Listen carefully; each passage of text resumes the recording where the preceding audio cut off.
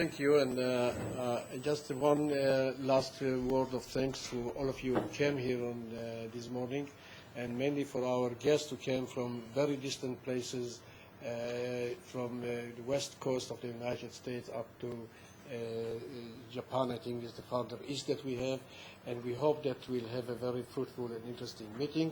I now call upon actually the two first sessions are going to be, in my view, very extraordinary and significant. The first one will be giving the perspective of the Iranian Revolution by two prominent scholars that will be immediately introduced. You have in your booklets all the bios of the speakers here, so I don't think we have to later on go and elaborate on each and every one of them. We'll save time. But the second one will be on the impact of the Iranian Revolution on the Middle East. So I think by the first morning we'll have setting the framework of our discussion for another day and a half later. I want to thank Professor Gabriel and Mr. Yaqubzadeh for their being here, and I call upon the chair of the next meeting, Professor David Yeroushalmi, and the panelists to join. Professor Avineri, Professor Milani, Professor Kazemi, please.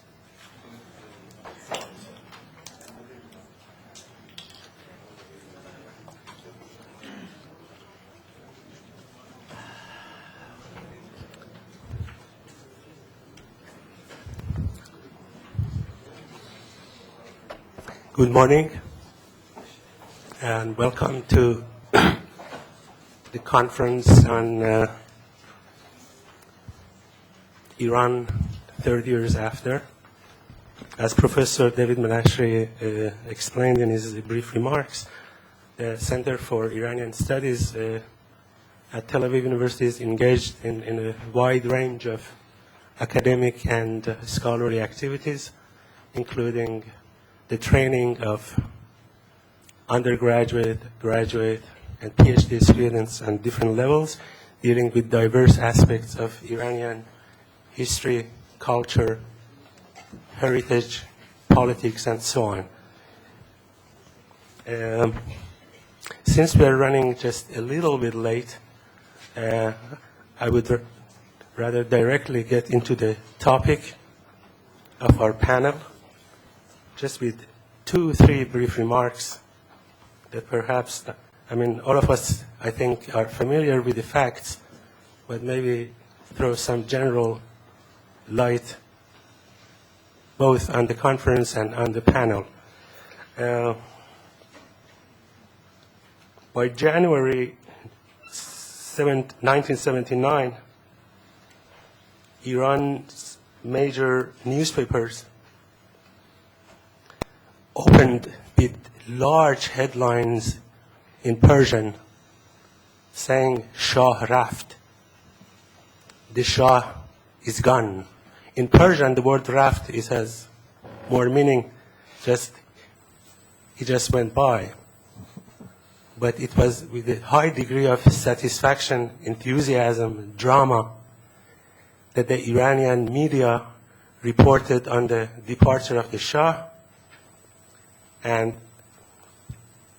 exactly 4 weeks after that, Imam Khomeini returned from his long exile, about 18 years in Iraq, and most of those years in France. The coming of Imam Khomeini, we know it now already, 30 years after, with some historical perspective, ushered and started and marked a major revolution, not only in the history of the Iranian people, but in many ways because of the changes and developments that took place later, particularly during the first decade of the revolution and Iran-Iraq war, which contributed immensely to the consolidation of the Islamic Republic. The 3 decades ever since have reverberated throughout the Middle East and further, and shaped not only the lives of the Iranian people that today count about 70 million compared to 35 million at the end of the Shah's regime.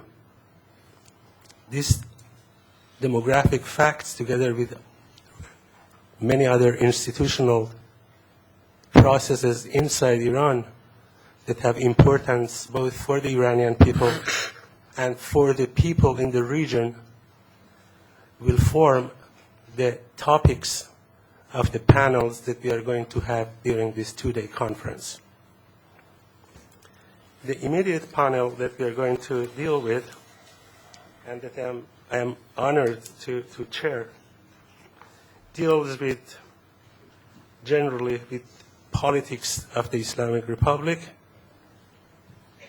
I understand that the papers and the presentations are going to dwell not so much with details, but more with an outlook of the Islamic Republic, its politics, and its importance and significance, both for the Iranian people and for the other people and countries in the region.